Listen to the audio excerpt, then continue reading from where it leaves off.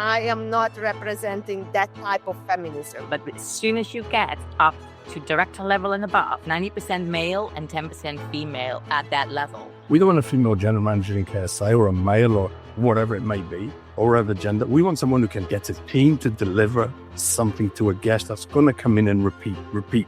I have never heard a woman advocating for 50-50 bricklayering. I never. It's always going for the power. It's not about equality, it's about power. Not every group, not every association in our industry is good. Is, having a safe environment where we can kind of help each other to discuss certain situations and, how we would actually address those. So it's almost like more like mentoring. You don't want to say not to support them because minority groups must be supported, right? But how far do we go? Are we segregating people or are we bringing them together and creating a solution? Hello, Sheila, and welcome to another discussion of the Schulering Hub Talking Hospitality podcast. Today, a little bit different. We are not having one guest. We are having four. We are having kind of a webinar discussing the role of professional communities in hospitality today. And to talk about that, I got some powerhouse of guests to talk about what their thoughts are about communities, if it is important to have, and why do you engage with such communities today?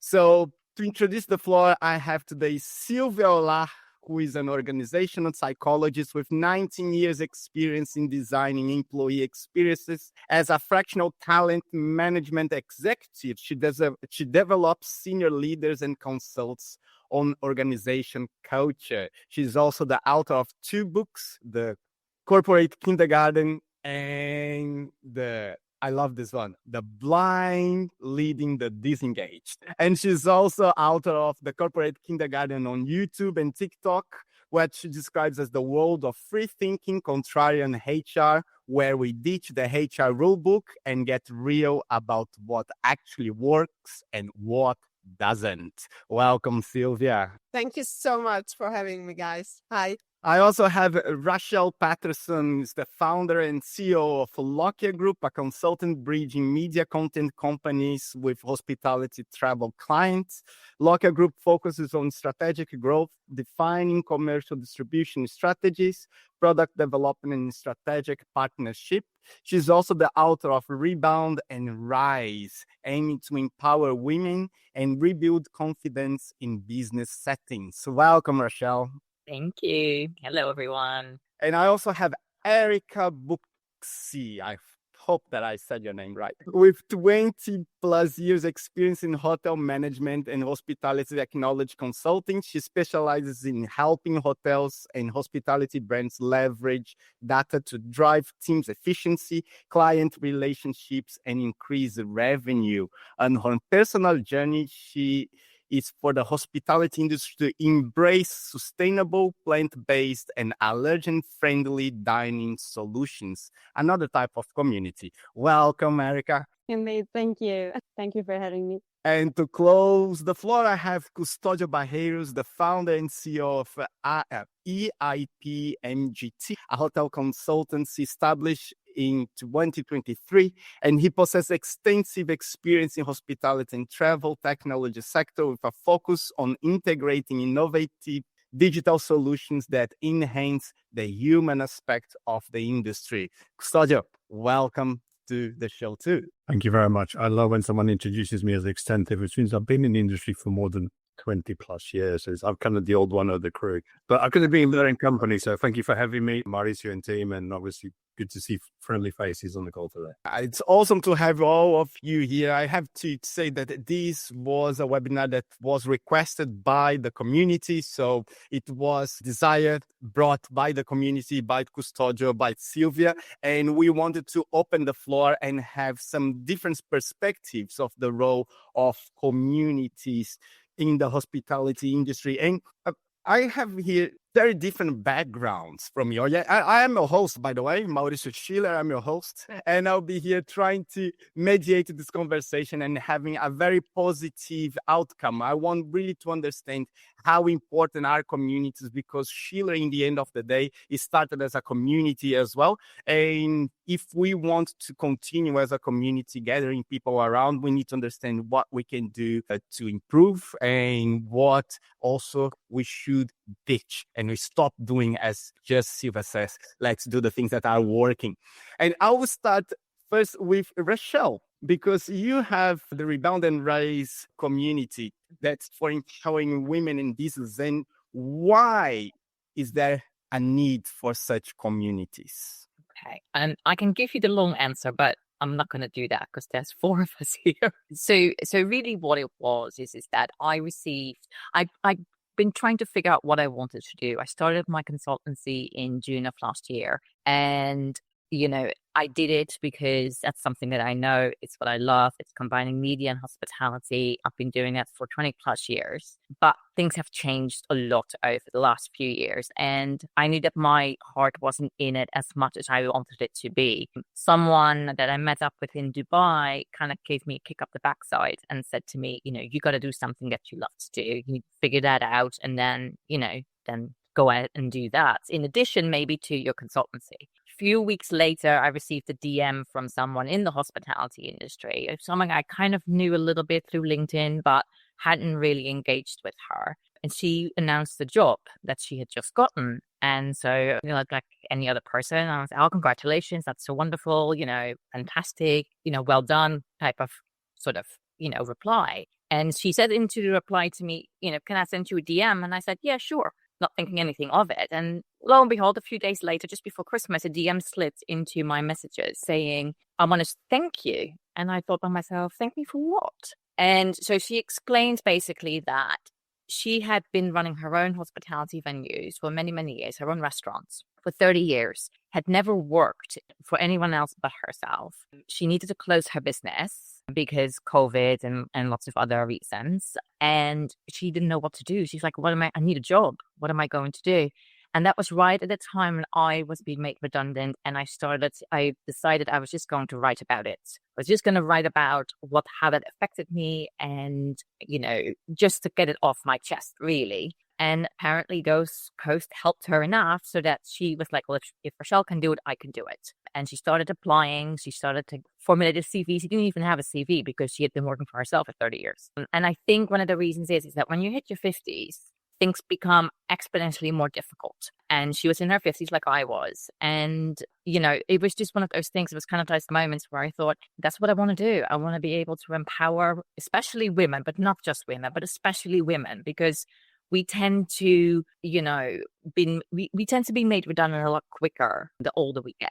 And so Rebound and Rise was born just a couple of weeks later in January of this year. And what I thought was just going to be a passion project and sort of, doing along the side of Loki, which is what my bread and butter is where I make my money. But it's kind of taken over my life, just a little. And we have just incorporated it last week.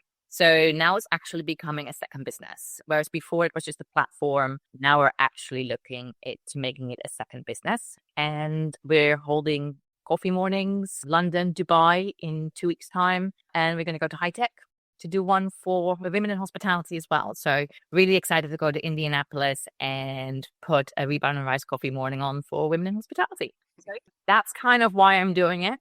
It really is to help people that, have been made redundant, coming back from maternity leave and finding their jobs have changed. If you have a networking event, but you're kind of nervous about it. So it's not just for women, but, generally speaking, it's women that I tend to relate to the most, being one myself. That's it, really. Ben, thanks for sharing, Rachelle. That's very impactful. That was a short answer. I've got a longer one.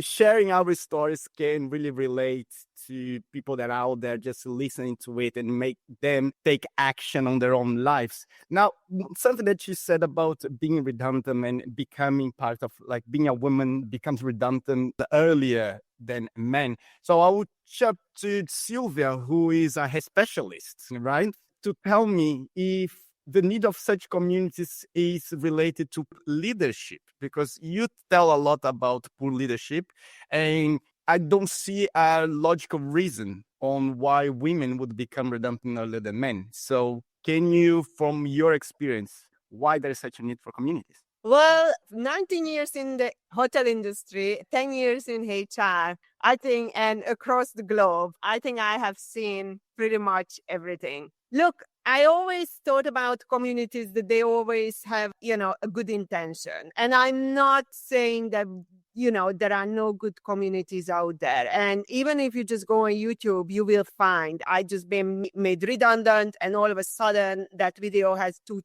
million views. That's, showing that there is such a need for such a thing. I think I would like to take it into the corporate environment, right? Because that is more of a private experience. Join whatever community you want to join. That's your, prerogative.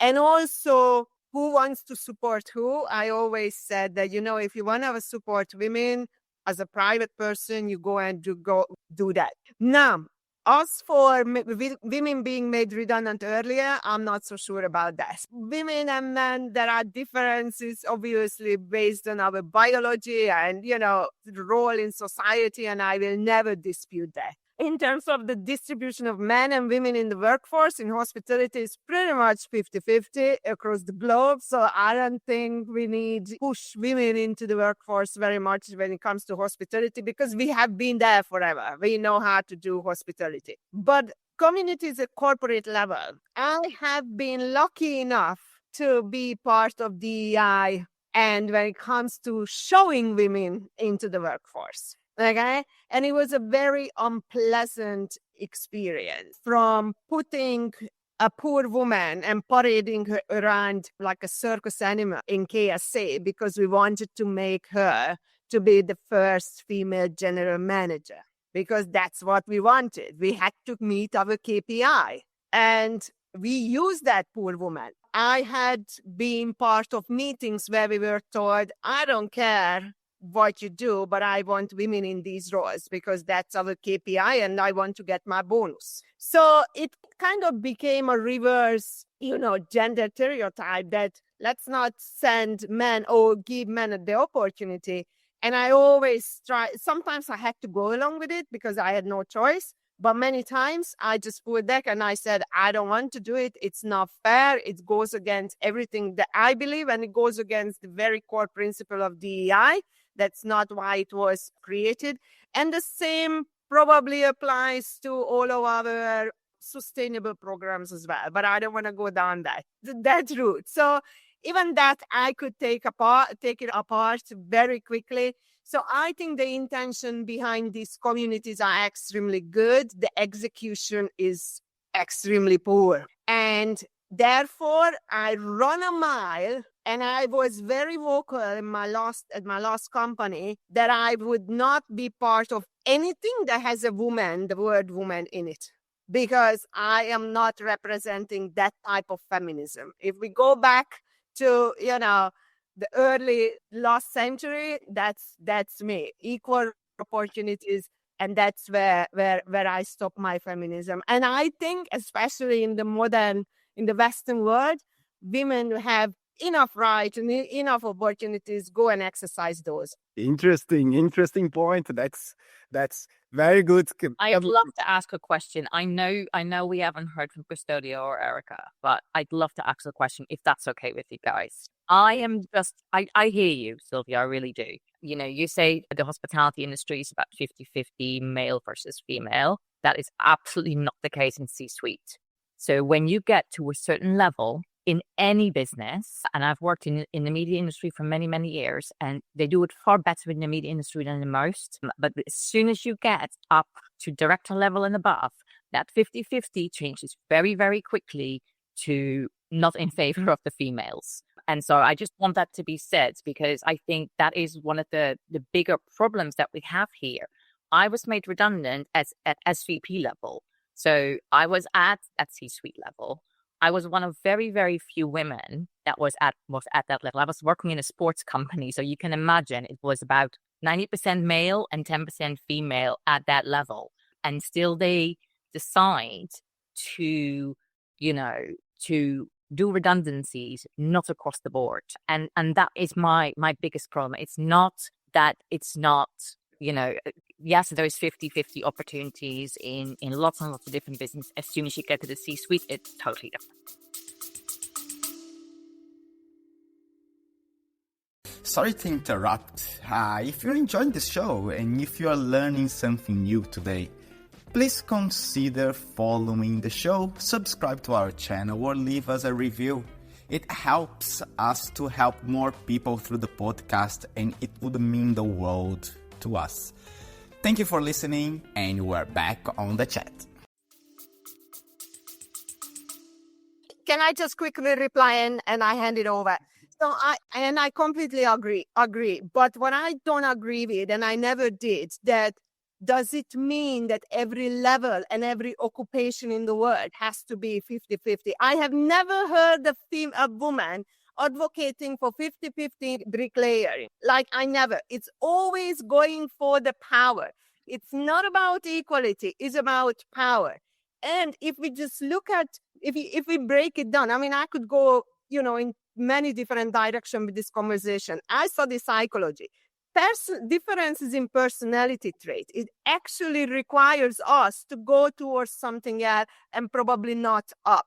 So we can end. Who says that women want to be leaders? Every woman, or 50% of the workforce want to be, women want to be in leadership role. When we have studies that in law firms that women achieve their career, they hit their peak in their 30s, and they say, I don't want to do this anymore.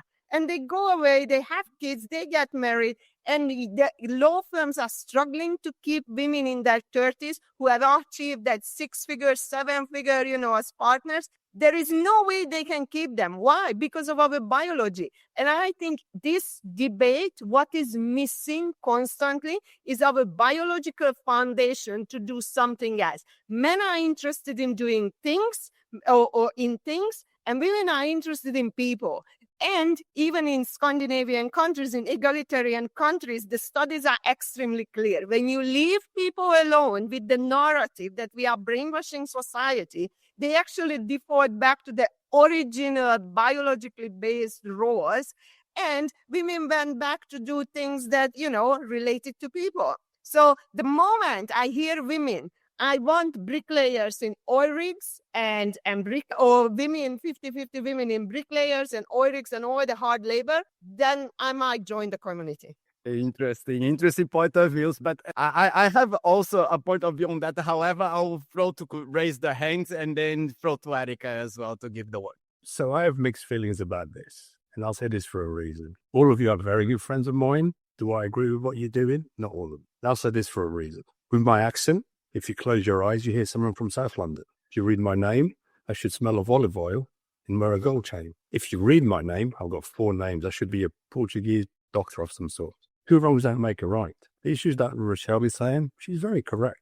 What Szilvia's saying, she's also even more correct. Because the same woman who wants equal rights is the one who doesn't open the door. The same guy who wants equal rights is the one who can't cook or even boil water. But the truth is, the small groups, the small so-called communities, I think there's one element here is it communities? Is it mini gangs within the corporate environment? The name community, forgive me for the language, is busted in our industry. It's a way of someone making money to charge someone a membership half of the time. Then what means is the good communities are then not fruitful. I've never employed someone because they're male, female, square, round, Japanese, Portuguese, Hungarian, whatever. I don't care. Rachelle knows me or knows my name from, I was nearly her neighbor at one point as a working environment. In that team, I had a Brazilian, Bulgarian, 2 English, 1 Japanese, myself, wherever I come from, and an Indian. Each of them had different things. What I did was I saw them reach their goals.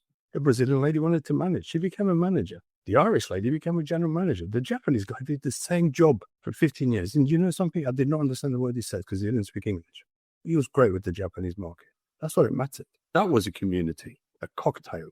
Female group, male group, leadership of association communities. What has it happened to our industry? We now have more communities than we have events. Can we attend them all? No. Do they represent us all? No, they don't. Communities meant to represent us all. I live in a different country. The great thing about our industry For me as a kid and even now as an adult, is to sit at the table with 23 different nationalities, 23 different human beings or more, and learn about them. These communities segregate half of the time, unfortunately saying, hand on heart. However, they start from a pain point, a moment of pain in someone's life, writing a post, making a comment at an event, whatever it may be, causes someone to react. Brilliant. That's psychological help. That's not a community at times. Szilvia and I had this discussion, and I'm going to be quite open. I hate motivational speakers because there's one thing. Any motivational speaker in our industry, I'll say this to them. Can you flip a 6-foot table over your head and set up a room for 700 in space of an hour? Because that's what we want. We don't want a female general manager in KSA or a male or whatever it may be, or whatever gender. We want someone who can get a team to deliver something to a guest that's going to come in and repeat.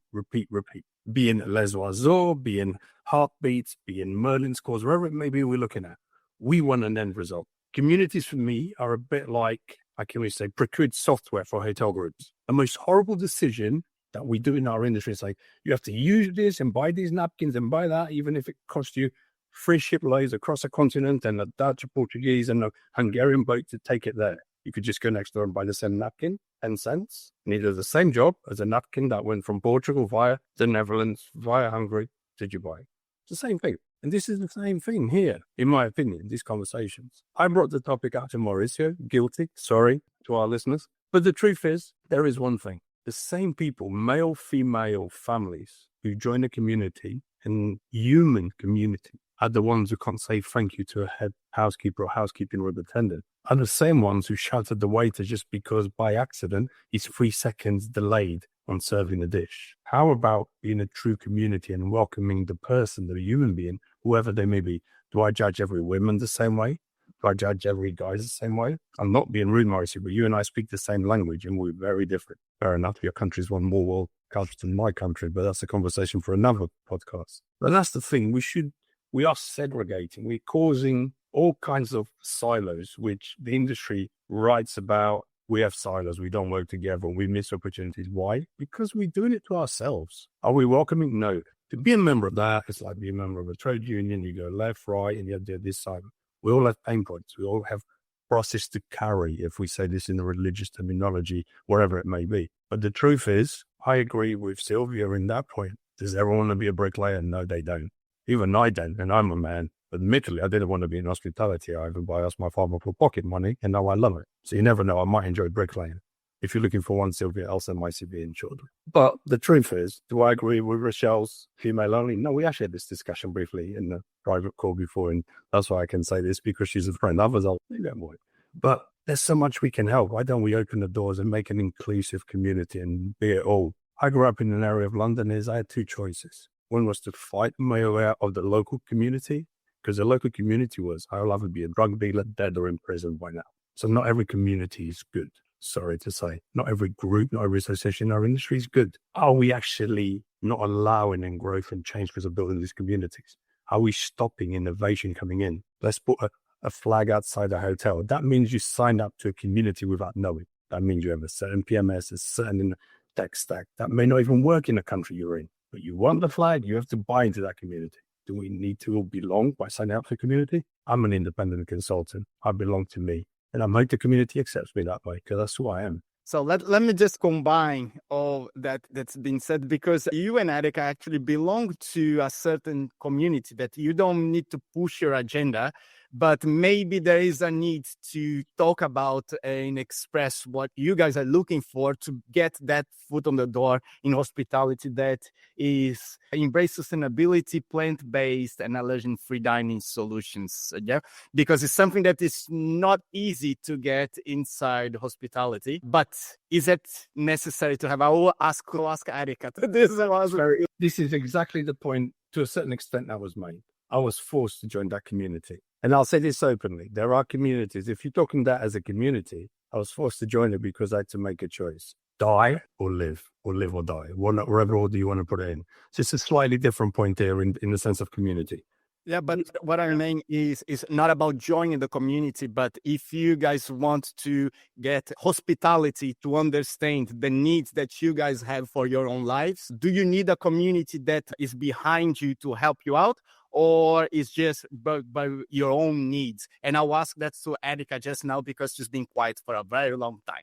Erika, for you. Thank you. I'm sure that the community would always support, any initiative. But I think, in the industry, education is what matters rather than community for a cause like, hotels and the industry overall embracing more, a plant-based options or cuisine or offering just because of not necessarily, veganism, which is the word that, I don't really use very often, but because of, special diets. I'm sure that all of you today has many, many friends or, family members who have some kind of intolerances, some kind of allergies. So you see it on the shelves of the stores, how many alternative options are there. There is a reason for that, right? Retail is not stocking, shelves full loaded and actually soon probably the same amount, of produce as normal produce. Because if people wouldn't buy it, if they wouldn't have the need, they wouldn't stock it, right? It's business. So I think, what I'm trying to advocate for is for the industry to understand that, they are a little bit late to the party to respond to these needs. And, like you said, it came out of our own struggles of traveling around the world, over 200 days a year and not, knowing where to stay or where to have a meal after a busy, business day, right? So we always have to very carefully choose where we stay, plan out all our trips, not just business trips. To be honest, it takes out of the joy of sometimes traveling because I would rather just, have my little hob done in my suitcase and do my own food like, all day long. But that is also not nice, right? So hospitality is about being hospitable, right? It's about, catering for all of the needs of the guests. So don't only cater for or the technology needs and have all the latest apps and devices and whatever in the room, but also for the basics, right? Food, so that we can eat something or drink something. But, when it comes to communities in general, I probably have a different connection with communities just because I naturally got into communities over COVID. And that came out of the need of, being locked down, not being able to speak to people, a lot of your, peers losing their jobs. And that created that opportunity, to kind of come together, meet at least online, as of course many communities I think started during that time. And that's when, I had my first, let's say, experience with communities like that. And it evolved. And it was interesting to see how that community, which was, evolved into Rise Up because it started to open up to a broader community rather than just being women. It realized, oh, actually, men want to be part of the conversation, so let's include them as well. And so I don't like segregation. I actually like, everyone, again, to be around the table. But I think, why a lot of these communities are growing and striving even more today is not even that, aspect of women or men or, gender. It's all about what I find when I speak to a lot of people in these communities, and I'm part of a few, is, having a safe environment where we can kind of help each other to discuss certain situations and, how we would actually address those. So it's almost like more like mentoring, coaching, which you don't get at the workplace. And that's why I'm advocating also at all of my jobs when it comes to my teams is, how important is mentoring? If someone asks my, management style, I say it's about mentoring and coaching. And I think a lot of these communities, that's what they provide, at least to me. And that's what I hear from other people, no matter which community, whether it's more female orientated or maybe, related more to my plant-based passion. But it's always about asking, okay, have you experienced that? Have you done that? How did you deal with it? It's all about that. So if a workplace or if a company would provide, similar safe environments where you can share these experiences and discuss, really how you can solve certain issues, right? Or whether it's personal or professional, because sometimes, of course, your professional life is impacted by some personal issues. So why could you not actually get support in your workplace for that? So I think that is probably one of the main reasons, rather than, gender, that drives people to belong to these places, because in the normal workplace, you don't really get any support. You just have to deliver the job and that's it. That's the expectation. But how, or, how can you get better or do it better or more efficiently? You either figure it out yourself or you don't get any support. Well done.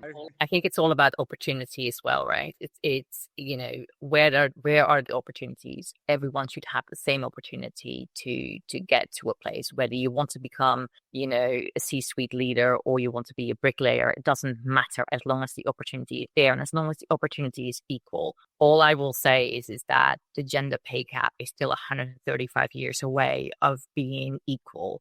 So I don't care what anyone says, it is not equal. Now, anyone can have a choice of what they want to do. I never wanted to stay home and with my kids. I wanted to work. That was my choice. And I have a fantastic husband that worked from home the first 15 years of my kid's life. That's what we decided to do. I was the one that was going out into the workforce. He was working from home. That was our choice. But I want to have the same opportunity as any other person, whether that is a guy or a woman, and I want to be able to make the same amount of money for the same work that I do. I'm sorry, there is no way that is not fair.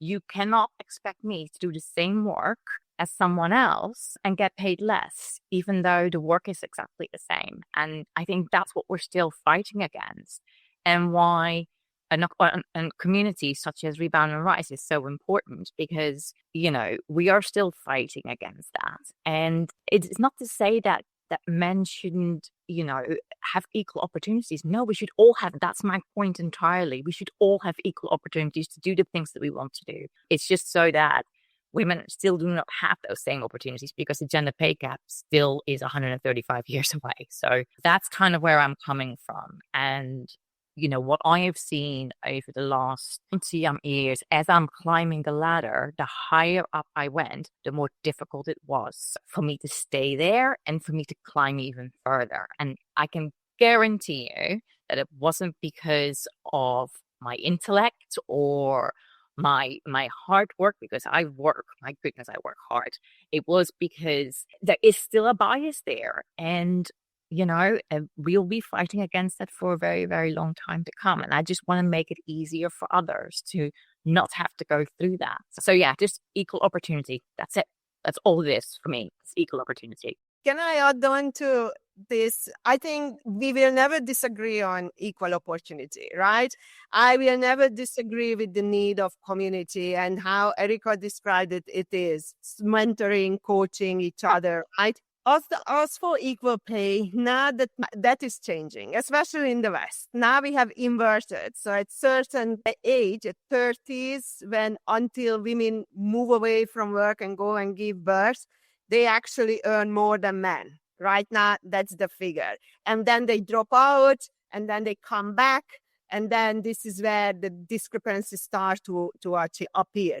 In Australia, 10 years ago, maybe a little bit less, this congresswoman and men, they were ripping it into each other. And the women, the way they calculated the gender pay gap was completely off, and they got humiliated. So there is a fantastic book, and the title is Why Men Earn More. I recommend this by a social psychologist or scientist. It's all broken down why the discrepancy, right? So I will never agree as a woman if I stay at home for 10 years and I get back to work for the same work, I should have the same pay as a man who's been there in the workforce for 10 years, building his skills and experience and knowledge. So, but that's just my take on it. I agree.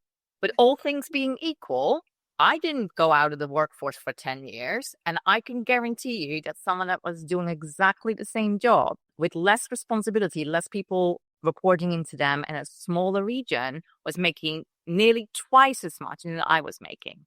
And I think half the 10-year gap. I know. I worked throughout my children's childhoods. Yes. Yeah. No. I'm not saying you, and it happens. I have seen it here, even, and it comes down to women. We are not very good in negotiating. So we are always going back to our natural personality traits. We are just really bad at that. You can also underpay me because I'm just not that person. And also going up the hierarchy and the career ladder and how difficult it is for women to stay. Now, I will never dispute that. And I always said, the further up you get, the uglier it gets. And I have seen senior vice presidents, CHROs dropping out very quickly because they entered that layer that was literally not conducive for them to survive, literally, sometimes, and they had to leave. And also, I think going back very quickly to the women general managers or senior leaders in the hotel industry, I started it back in 2003. I know even back then we had plenty of female leaders, and we never made the fuss out of it. I think we just now today making a fuss out of something that used to be so normal. I had female general managers, I had female head of department, I had female head of finance. Nobody ever look, there is a female senior leader. It was normal.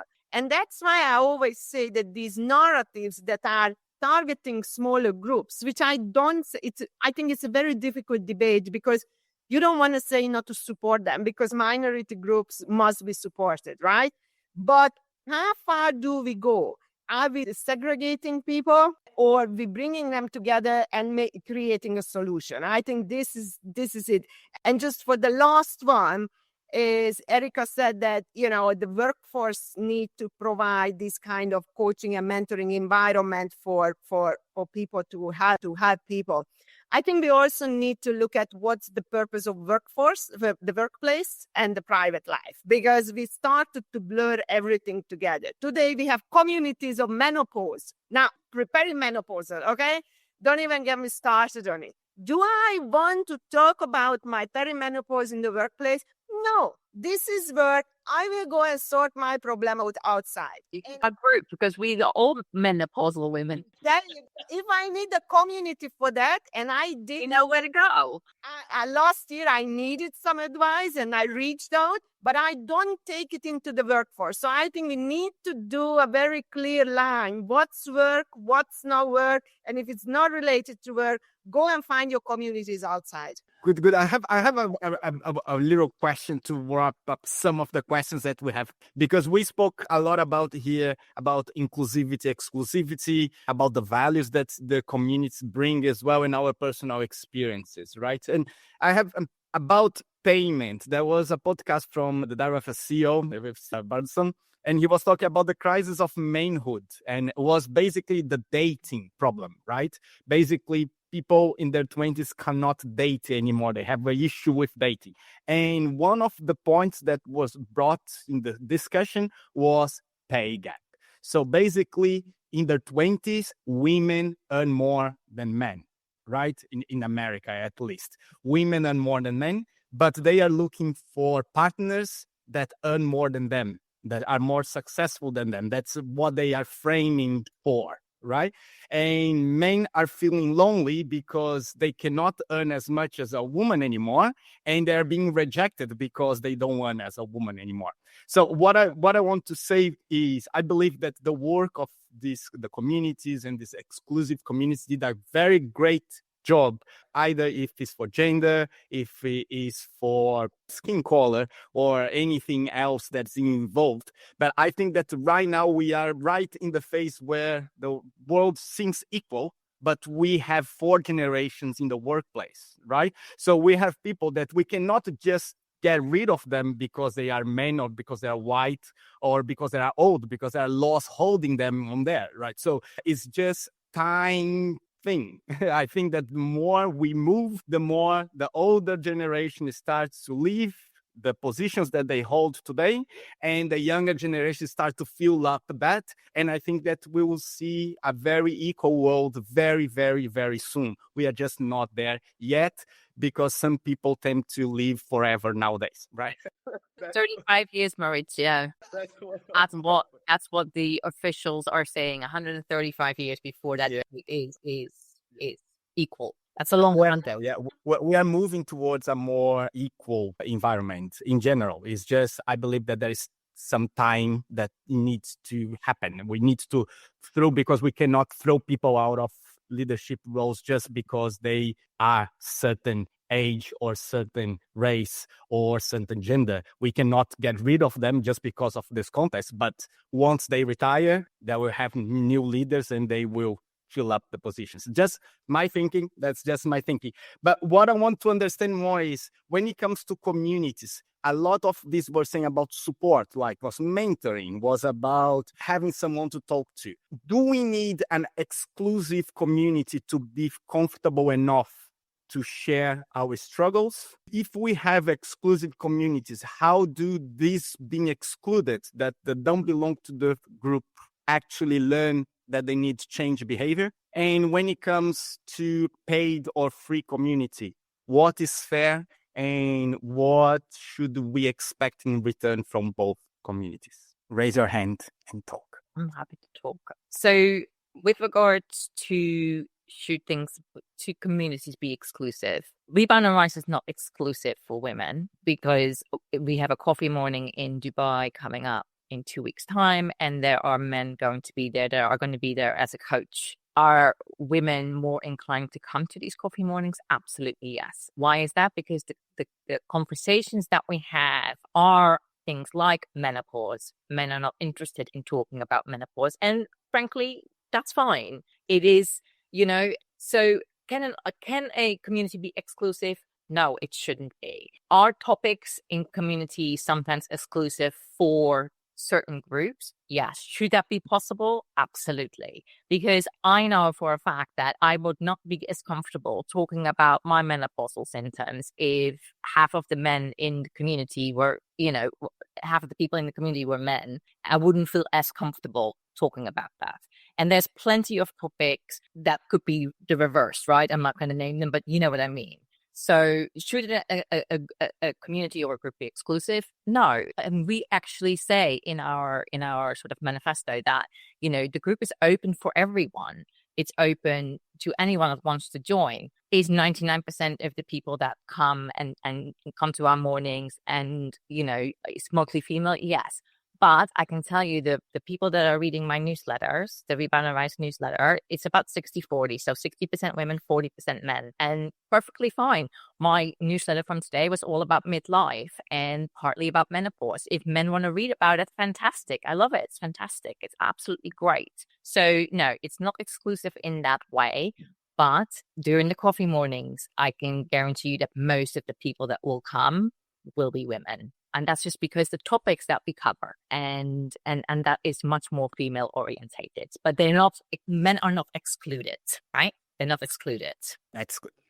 That's good. Erika. I think you mentioned paid, unpaid. I think it really is a bad value. I do believe that, supporting each other, no matter what group it is, whether it's in family setting or a community setting, ideally should be free, as long as, of course, it doesn't involve huge amount of costs for those people who, of course, facilitate the whole community. But I also appreciate if, you have to pay a small fee in case, there are certain events, there are certain, occasions or maybe platforms that the community is using that, of course, cost money. I think that's also understandable. It's more about, how much money that is, right?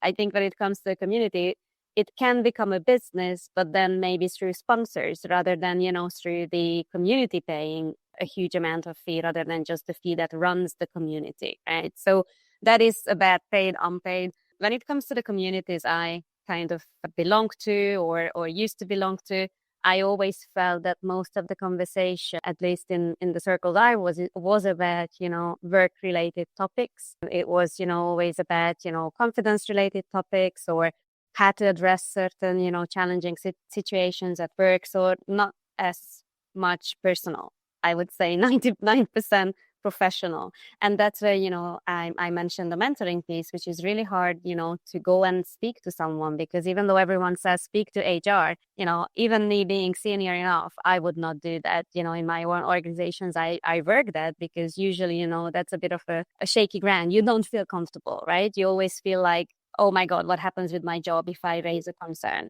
So I think, that's what many of the communities I was part of or I helped to kind of build or support. That's, where we helped each other to at least check each other's CV. It's like, who can you turn to? Yes, you can go to your partner, you can go to a friend, but often you don't want to bother them with that, right? So, except of me. So, unfortunately, someone is on the suffering end on this call. But in all case, it is a good platform because a lot of, people don't have that support. Maybe they, stand alone, so single, no matter if it's man or woman. So, that's where you can also get some help without going somewhere and pay for that service, even for someone to check your CV. So I think, for that purpose and for networking and getting advice and coaching or mentoring of how to solve certain situations, I think that's what I see the biggest value in. But also kind of spreading the word about, like you asked me about, my plant-based passion is about educating. No matter what I do, whether it's professional or personal, I always believe in that education is so important. And I think sometimes these communities help with that as well. Awesome. Custódio, you raise your hand, please. Because I think we've got two things here. We've got the professional communities of an industry versus the personal community. And I think that's where we get muddled up. And I agree with Szilvia on that. There's elements here, and I don't disagree with any community if you're doing the right thing at the right element in the right space of life. There's things in my personal life, being that I'm plant-based, not vegan, as an example. Being that I don't believe to pay for a community or an association is because I get access to speak to someone to maybe get a job. Why do I need to pay for that? Everyone should have those rights. I don't agree at all with the pay gap either. I've read that. I didn't make that up, Custódio. I appreciate that. And you know some of my former employers where I fought and managed, fortunately, because I'm stubborn and Portuguese, to get the same pay. It was on the job title, and that was it. I didn't care who did it. No, that was my little fight. Not because I'm better than anyone, just because I'm fair, full stop, at the end of the day. And for me, there's one thing. It's when it becomes these little islands of female only or over 70s golf players, C-level people, whatever it may be. It's wrong because we have communities. The problem is in our industry, we have communities, the official communities, Rachelle's business. We have the unofficial communities. That's what we're fighting against half of the time because they are communities within themselves. Just because they don't have an official title, a website or whatever it may be, they exist. That's the problem in our industry. These silos of these groups of individuals that you don't belong. I appreciate about belonging to something. Just because I'm independent, I'm like to do things and I have a voice and I have that thing. I understand not everyone does. In my private life, for example, to my 21-year-old son, I keep on telling him, as Szilvia and I discussed her previous hotel last week in Dubai, I want him to have a voice, stand up and make a choice. But not everyone does. So someone may need to belong to a community. Are they belonging to the right communities? Are the communities in the right jobs? Some, yes. Unfortunately, for one that does the right thing, there's many more that don't. And that's the issue we're facing. I'm not saying every community is bad, but going back to one of Szilvia's posts, and sorry to bring it up again, Szilvia, was a post that sparkled this interest was something that's very dear to me. Is the people who shout about these communities are not the ones who then negotiate, even though they say they can't negotiate for themselves, the hourly rate of their cleaners. And that is what hurts for me. And I'll say this, many don't know this. My mother ran a team of house cleaners in London. Everyone was paid the same, men, female, whatever you came from. Outside of this industry, I worked in immigration. I worked on human trafficking. That's where those communities are not fair. In our industry, many things are not fair. If we create communities that don't address the topic in a siloed environment, we're not going to get that topic to be fixed. Sorry to say to anyone. The pay gap might be 135, might be 150. It's wrong. Full stop. We're not going to change if I created a minute community here, a minute community everywhere else, or talking about this or that, or me talking about being plant-based. That's my personal life. That's a health choice I had to make to be able to still travel 200 days a year. It doesn't affect the work I do every day. It doesn't matter how many integrations I can run or support. That's the difference. My fight for these communities is simple. What Erika mentioned is a community that I'm actually proud I belonged to at one point because it's something that I realized had to pivot.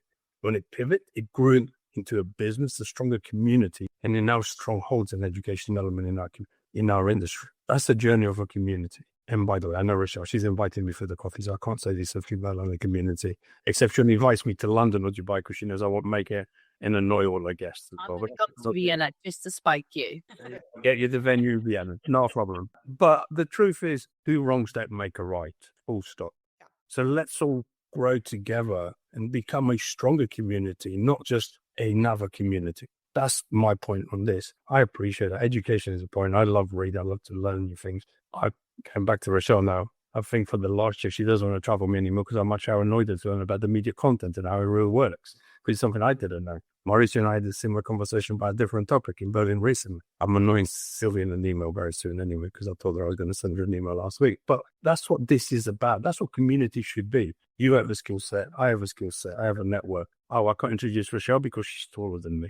She goes, like, fair point. But it's done.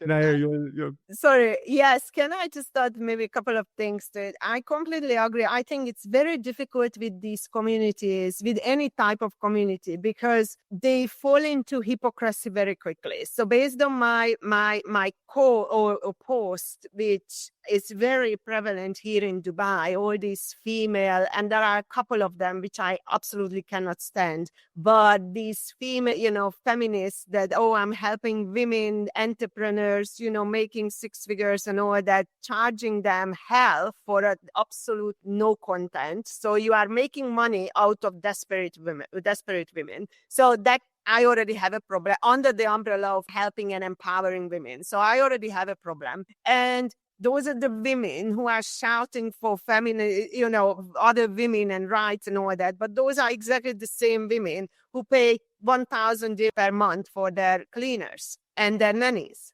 And I cannot stomach that. I used to have a friend like that. And one day I told her exactly the same. I think this is where the whole thing came about, because I never really thought about it. But I'm like, what are you talking about? And the cleaner was, right there. And the second part is that, communities. So I also prefer free community, because then there is no financial interest. I know that you are genuine, that you really want to help. If you want to help, you want to help.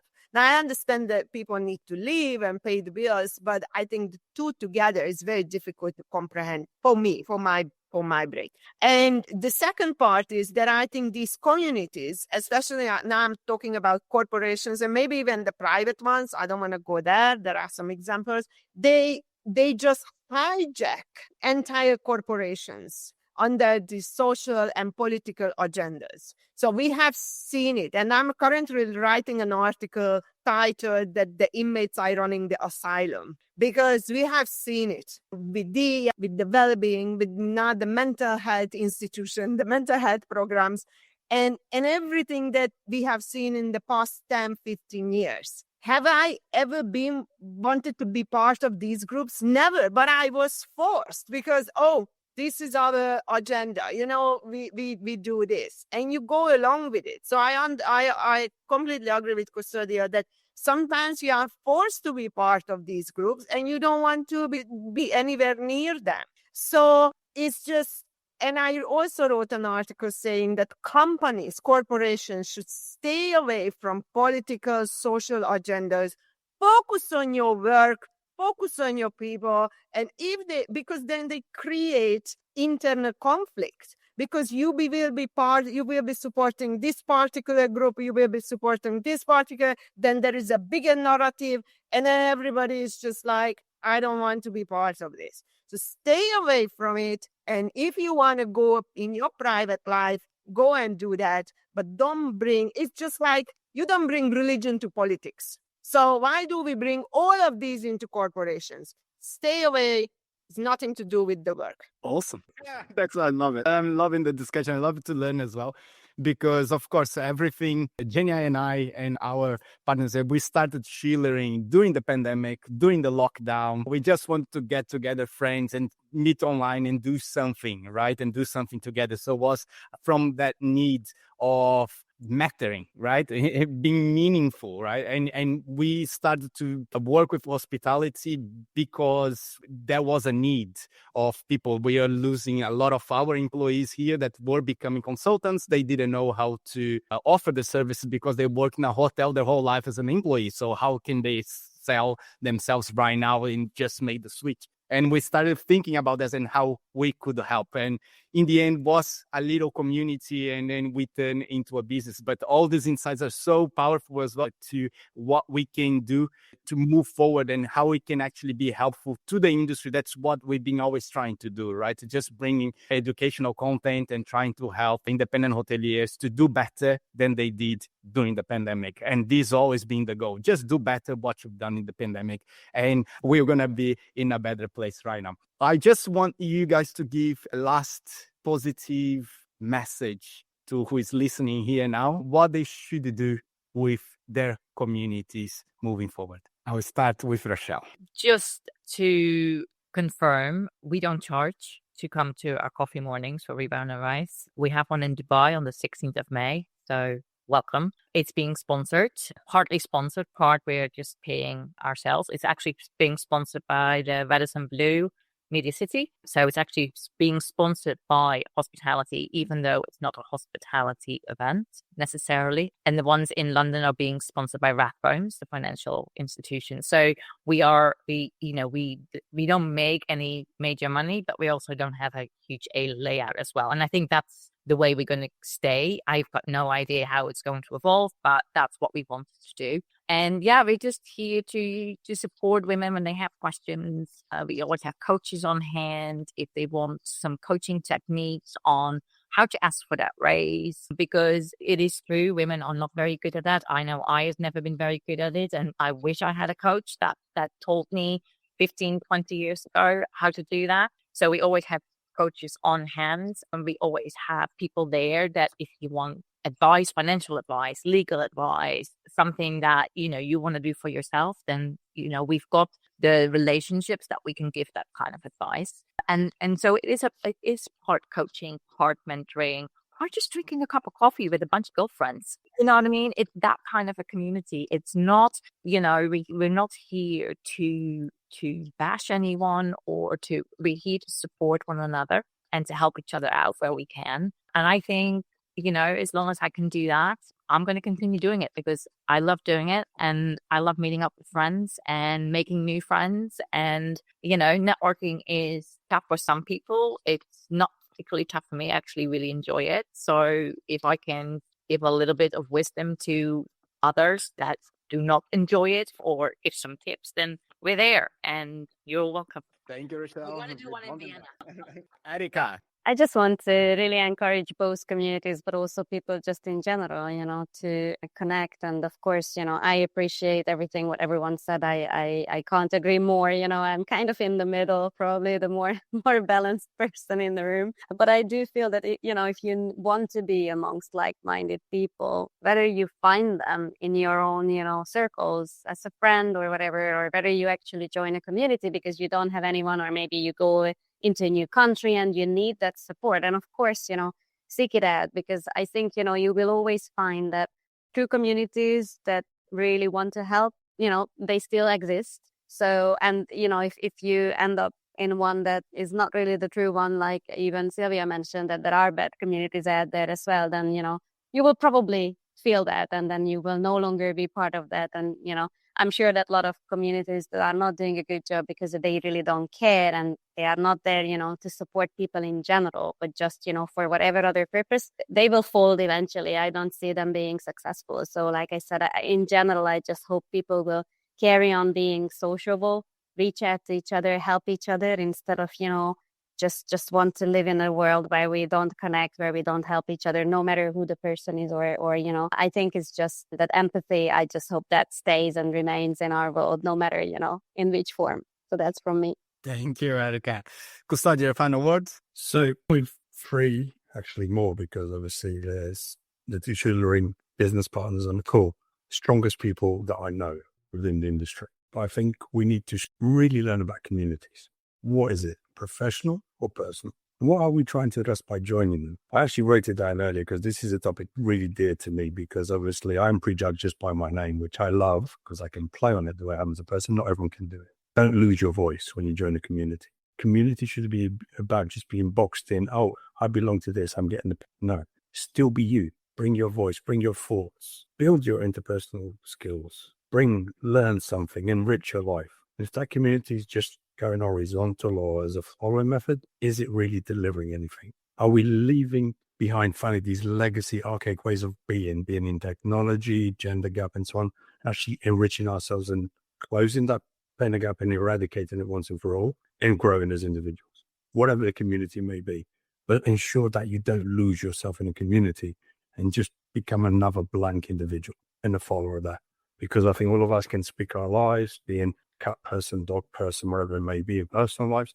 Let's also be ourselves in this community, because we can all live together Because the nicest thing about these communities is sitting down at that round table, having Dutch food, Hungarian food, Brazilian food, Czech food, wherever it may be. That's what community should be. You still be yourself within that table and you learn something new from the person next to you.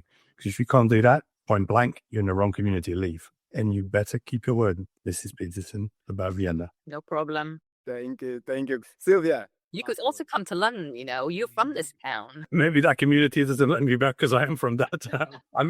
Very soon. First Paris, then London. But no, I think this is a great topic and I think it's done. Keep your voice. You still have a voice, wherever community. Okay, let's get to Szilvia. Last message, Szilvia. So from me, it's really a lot. This week or last week, I was talking to somebody and I said that the one thing we had in the hospitality is camaraderie. So I think the communities are already there. We die for each other. Yes, we bicker, we fight, we argue, but we are always there. We don't leave the last man behind. We never do that. And I think we have that, genuinely. And, I support that. Reach out to, if you need somebody, if you need to speak to someone, reach out to others, because as they say, it takes a village to raise a child, but it also takes a village to keep you sane, right? You cannot be sane on your own. You need people around you. So don't be scared, but it's just, I think, blurring the lines between corporations and private. And the one last thing I really want to add to it, as much as I hate the DEI agenda, I understand that we had to push women into the workforce to normalize their presence. And now maybe we can take a step back and equalize it so it's not discriminatory against men. So we achieved what we wanted. Sometimes you need a radical solution. I think that was the agenda behind it. Now we achieved that.